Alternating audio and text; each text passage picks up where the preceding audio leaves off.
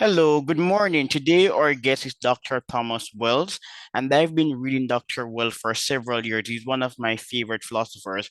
Hello, Thomas. How are you doing? Hi, thanks. Great to be here. Yes, it's a pleasure to have you on the show, Thomas. And we're going to be talking about one of your brilliantly argued blogs titled Cl- "We Should Fix Climate Change, but should not regret it." This is an interesting piece. I share some of your views, Thomas. Thomas, you start Mhm. by arguing climate change is a huge and urgent problem. Why is it a huge and urgent problem? Well, for the reasons we hear about constantly, um, that climate is changing in dramatic and dangerous and expensive ways, which will impact agriculture, ecosystems, livability, all kinds of different things around the world. This is yeah, what is known about climate change. Um, and that's the problem of it is, well, how do we reduce the scale of those changes, and how do we adapt to the changes which are already inevitable? um, All right. yeah, that's of climate change. I think that's pretty much everyone now, unless they're in a deep state of denial. But to me, nevertheless, there's something interesting about climate change, the way that people overreact to it, and the way that the huge scale of it seems to um, reduce the nuance of thinking about it. That's what I'm trying to address in this little essay. All right. Thomas, the climate is always changing. Climate change is not a new event in history, and climate change has negatives and positives. So, not one, but several studies have shown that climate change will increase arable land in some places, but in other places, it will have a negative impact on agriculture. Climate change can lead to more serious natural disasters, but extreme, well-tamed extreme weather and global warming has led to vegetation. So we now have more land available for farming and for wildlife, etc. Whenever we speak about climate change, however, the negatives are often amplified. Why is this the case? Oh, because in fact the negatives are dramatically bigger than any of those positives. I think that it's a kind of there's a kind of denialism which operates in a non-quantitative way by simply saying, well, look, you've told me about some negative effects, let me find some positive effects and then assume that they are somehow equivalent. No, the overwhelming actual evidence by actual people who actually study this seriously is that the negative consequences of climate change are extraordinarily greater than any positives, and that's just not something that's worth you or I pretending idea about than those experts. Oh, Thomas, climate change and adaptability. Climate change has resulted in destruction of some societies, but throughout history, many societies also adapted to climate change. And today, we are at a high level of technological complexity. So, what do you think about our chances of adapting properly? Yes, this is the kind of point that I like to bring back. So climate change is a big problem, but that doesn't. It's not humanity is over, and this is I see people use creative dimension. Something is does not mean it's the um, but I see in for example my student who's really big with somehow ultimate and the way that humans are position that humans are now in technologically, um, almost any level of climate change is survivable by humanity. You know, we could live in floating seasteads, floating cities on the oceans if we need to. We could grow all our food in hydroponic arrangements, and if we need to, it would be extremely expensive to live like that. Yeah, there would be huge costs. It would be very inconvenient. Yeah, but it's not that it would be impossible for humanity to survive. So I think that humans' capacity for adaptation is so strong nowadays that climate change cannot really be understood as an existential threat to humanity. All right, Thomas, that's an interesting point. It cannot be understood as an existential threat to humanity. Expound some more for us, because earlier you were arguing that the negatives outweigh the positive, but because of our ability to adapt to climate change, we're richer and more educated, it cannot be understood as an existential threat. So are we worrying too much about the negatives? Well, so there's enormous costs. Yeah, if you want to, take your city like New York, just say, okay, we're going to make a whole new city for the same population that floats. That's an extraordinary waste of resources that you could have spent on doing things which were far more useful. Yeah. So the fact that you can survive something doesn't mean that you really want to do that. You'd much rather not have to face the problem. Yeah, perhaps if your ship sinks, you could still just about swim to shore, or you could get on the life raft and survive. But that doesn't mean that you appreciate the opportunity to have your ship sink.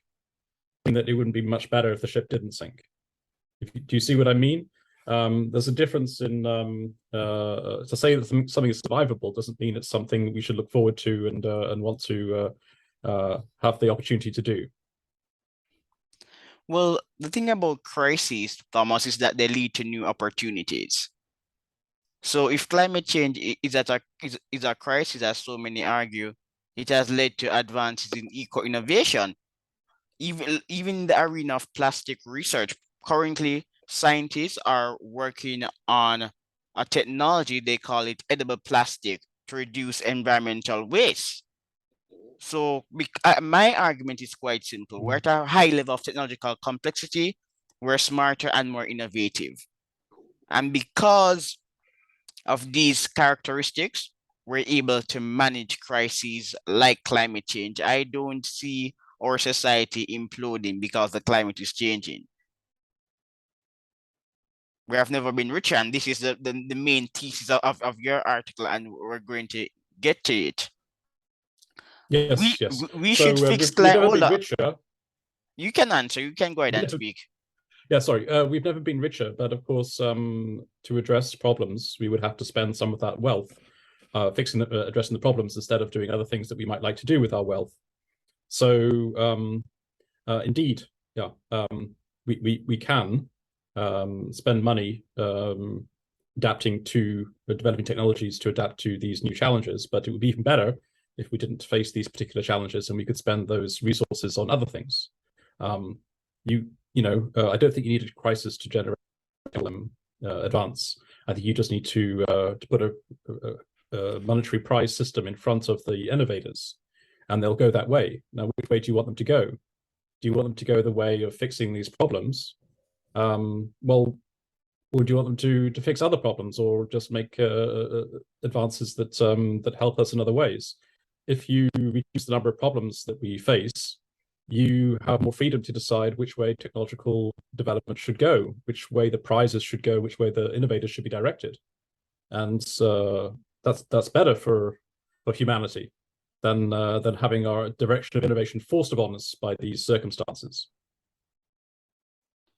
Well, I wouldn't say that innovations are being forced on us because of these circumstances, since the human mind naturally likes to think and create.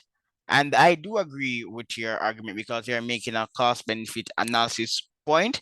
But for me, I welcome positive innovations that will change society for the better. It doesn't matter if these innovations were spurred by a crisis, and we live in a world that is prone to crisis. So a couple years ago, some people, interestingly, Thomas, were predicting another virus, were predicting a pandemic. Many of us were ignoring that argument, and today we have a pandemic.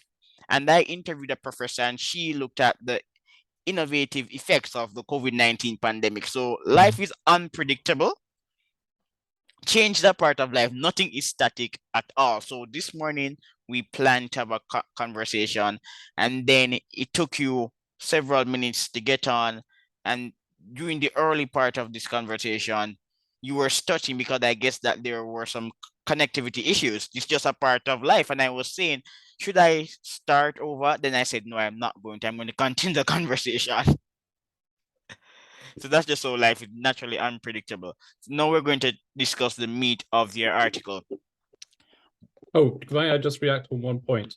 So throughout this discussion of crises, I think that something missing from the discussion is opportunity cost.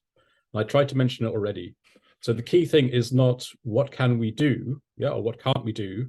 The key thing is what is the price? What is the price in terms of what we've done?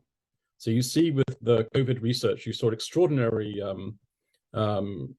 concentration of resources in the biopharmaceutical industry, research, but also production being turned towards this new problem. So, but you didn't see what they were turning away from. They turned away from other lines of research about other diseases and benefit humans in order to focus all those resources on COVID. So a crisis like this, yes, humans are able to deal with it because of our technology and our wealth, but it comes at a cost. It comes at a cost of other things that we could have been doing for ourselves. Yes, that's a point I endorse. So during the height of the pandemic, some were contending that the unvaccinated should not be treated at the hospital. But then I said, smokers impose a cost on the health system. Obese people impose a cost on the health system. I live in Jamaica, and in terms of the crime rate, Jamaica is among the top 5 countries in the world.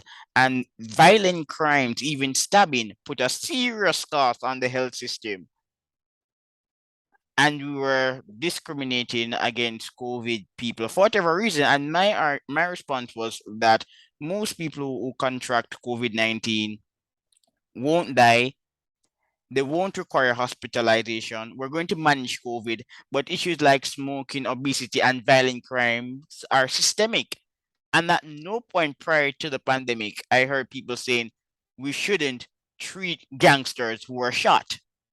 You didn't have to become a gangster. You opted to become a gangster, got killed. Got shot, and has incurred costs for the health system. Yeah, there's no, and people, I just couldn't understand the moral blind side. I think that there were, well, two things. One is that, in fact, there are people who argue that people, I don't know about being shot, but people who get lung cancer and so on who are smokers should pay more for their treatment because they're not innocent in their illness. But the main thing with COVID was that the capacity of hospitals was limited. And the idea was, at that moment in around 2021, the idea was in some countries that we don't have enough capacity for all the people who are coming in needing COVID treatment. We should prioritize treatment for people who are vaccinated because they took the effort and because it will provide an incentive for these people who are not vaccinated to get vaccinated. So that we have enough space to treat all the people who have need. Yeah, because the intensive care units of the first world hospitals could not expand fast enough to cope with all the demand that was there. I think that was the reasoning, but it really was necessary. It was more of a theoretical argument, I think.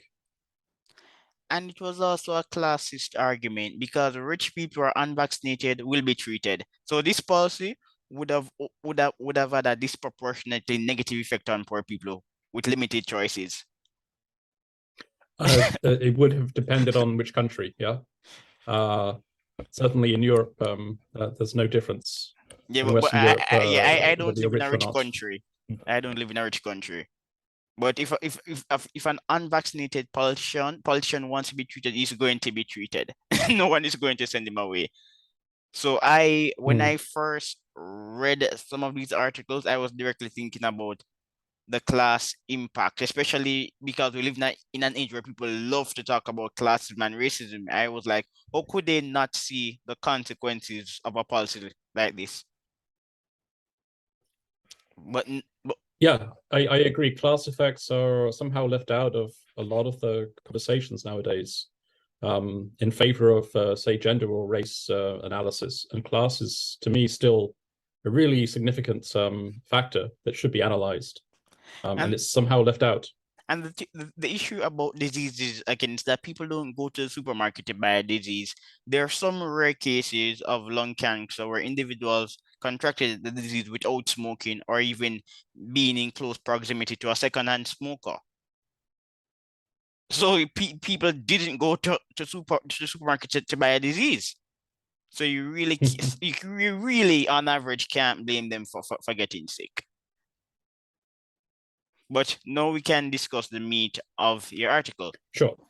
We should fix climate change, but we should not regret it. And we're going to start with your first point. We should not regret the choices that led to climate change. Capitalism has achieved an extraordinary transformation of the world in only 250 years. You can continue. Yes, so it seems to me that people who condemn climate change rightly as a huge problem are thereby drawn to also condemn industrialization, because they assume that if climate change is a terrible problem, then whatever decisions led us to climate change must also be terrible. And that's where I object. I disagree.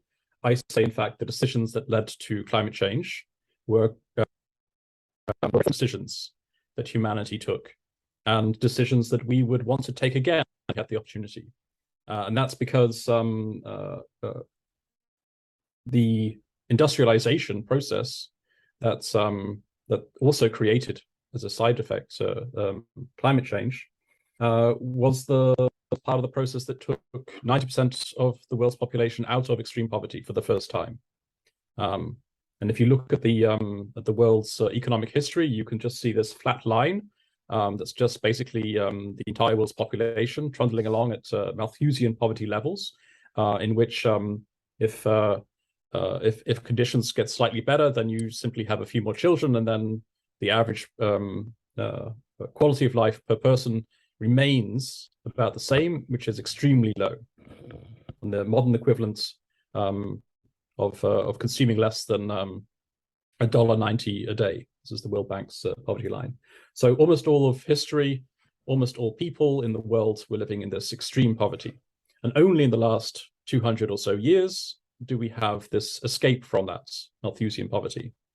And this escape has been obviously more pronounced in the richest countries, but every country in the world has benefited from this. So almost everyone in the world is far better off now than they would have been living in the world of 200 years ago. And the reason for that is economic development, and the driver of economic development is things like capital. So there's looking at how to get this free work, free labor out of fossil fuels. You burn the fossil fuels and you get energy which you can use to power things instead of just using humans or donkeys or windmills or watermills. And that was an extraordinary breakthrough that added to the prosperity of humanity. And that was a great achievement, and we shouldn't regret that achievement. And that's my main point. Yes, and I love it. And let me give some examples. To recycle an example I have used before, consider the evolution of the cost of lighting over human history, from firewood to tallow candles to oil lamps, gas lamps, incandescent bulbs, and now super efficient LEDs. Where once it might have taken over 60 hours to gather the wood to burn to provide 1,000 lumens of low quality flickering light, now we can turn night into day at the flick of a switch for a fraction of a second of our labor, and with a fraction of the resources previously needed and their environmental impact. Another example is the dramatic reduction in agricultural land use per person thanks to the development of modern breeding techniques, fertilizers, pesticides, and so on. This has come down by almost 60% in the last 100 years, allowing vast areas in Europe and America to be withdrawn from agricultural use and reforested. And of course, this would be even higher if we ate less meat. Brilliant. What people fail to appreciate, Thomas, is that there's a positive relationship between environmental quality and income. Richer societies care about their environment, and they do because they have that luxury. They're more environmentally conscious. People who are poor really don't have the time to think about climate change and the other grand systemic issues of life. They do care about poverty and educating their children, but for many average people, climate change is an alien issue. But when countries industrialize, they're more inclined to care about the climate and engage in afforestation. This is what research has shown. Richer countries are higher in terms of are better for our afforestation. Okay, but the deforestation, this is simply driven by economics. As the efficiency of agriculture increases, marsh land is no longer necessary. You can grow far more on the better quality land. It's not worth it anymore to farm every piece of land you can find, and that's what's driven the reforestation of Europe. 38%, I think, of Europe is now forested. In Britain, the level of forestation is back to what it was 1,000 years ago. So it's just an economic thing. It's not that people are richer and they want more leisure and they want to walk in forests or something, and so they petition their governments to make more forests for them to stroll about in. It really is primarily an economic relationship. So the thing is that technology allows us to do more with less. And one part of that is something that environmentalists should appreciate far more than they do, which is that technology allows us to economize on inputs, economize on resources that we put into the system. And so, in fact, thanks to technology, we use far fewer resources now to produce light. We use far fewer resources now, far fewer resources in terms of land, to produce the food that we need, even though the population of the world has obviously increased manyfold. And your second point is that we should not retreat to the precautionary principle. What is that? Okay, so my first point is simply that just because climate change is a terrible problem doesn't mean that the decisions that took us to change were terrible decisions. They were good decisions that we would do again if we had the opportunity, because economic prosperity is worth achieving. Yeah, it's a bigger benefit than climate change is a problem. But the second part of my essay is something which I see in the debates these days about climate change and environmentalism, not shared by all people who are concerned about climate change, but I see it among some people, especially kind of young people who appear in my classroom. And this is this idea that technology itself is somehow a danger to humanity, because technology has been shown to create new problems. This would be then in the case of climate change, well, fossil fuels, human activities, plastic, all these things, fertilizers, they all create new problems. And therefore, the general conclusion is drawn, technology is bad for us. Technology always creates more problems than it solves. And this is something, again, that I want to object to. I think that it fails to do the quantitative analysis. So just because something creates a problem doesn't mean that the problem is worse than the problem that was being solved before. So it doesn't mean that we're actually better off without this solution, which also creates this new problem. So think about it in terms of just in general life. You can imagine if you get a new job, if you move to a new city, if you become a parent, all of these create new problems, new challenges.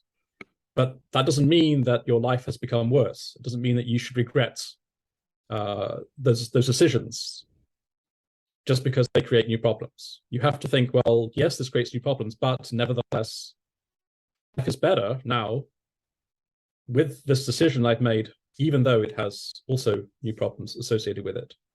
And the same thing is what I want to encourage environmentalists to think about. So, so yes, it's true that cars produce new problems. They produce, urban sprawl, accidents, global warming, but that doesn't mean that they are that not technology is bad and should be uninvented. Yeah, because they also solve previous problems. They do good things for us, and we have to compare the good things that technology does for us, the problems that it solves, with any new problems that it creates. We have to make sure that we don't just dismiss technology just because it creates some kind of problem. We have to make sure only to reject technology based on. Repeat what you just said. The last sentence. Yeah, just repeat your last two words. Yes. So we should only reject technologies if they create more problems and more significant problems than they solve. Otherwise, if we don't do that, if we simply have a precautionary principle of we could create any problem, then we'll be left with our original problems, and those original problems are far worse. Thomas, I am interested in the developing perspective. CO2. So there are some researchers who are really more economists than scientists, argue that CO2 emissions vary, and what is described as positive or negative levels are based on a country's level of development. So one could argue, and it has been argued, that India, for example, needs X amount of CO2 for its economy to grow by Y%. Therefore, developing countries, should they buy into this new climate existential crisis paradigm? Because like you said, fossil fuels drove growth in the West, and we're richer and we know to manage crises better today than 1,000 years. So is it wise for developing countries to lose their mind over these issues? Well, the analysis of my essay is focusing on climate change as a side effect of fossil fuel use.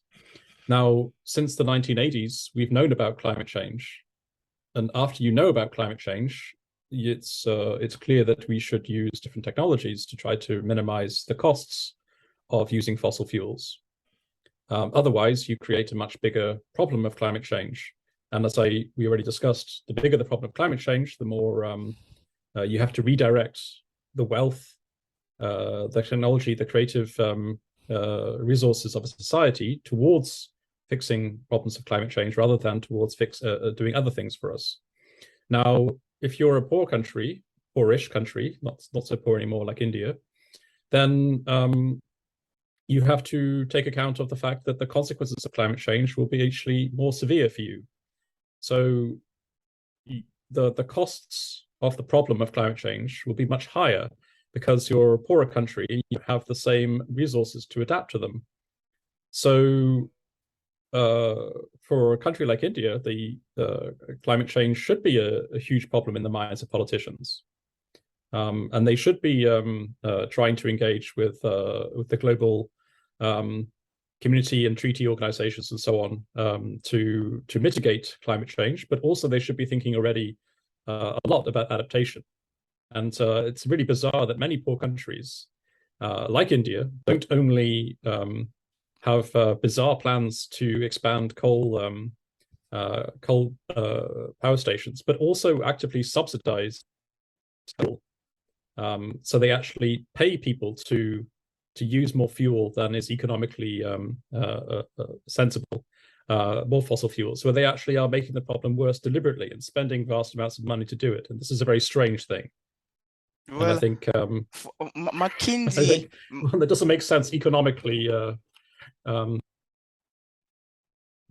medium term, let alone long term perspective.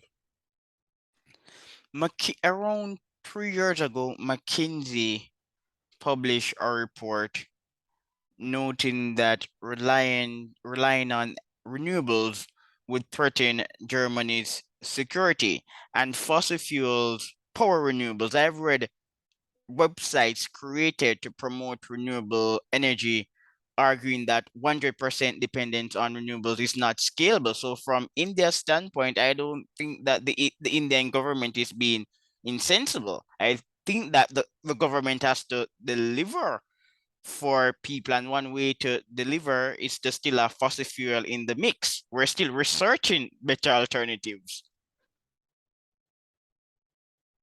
So I don't think that they're being insensible.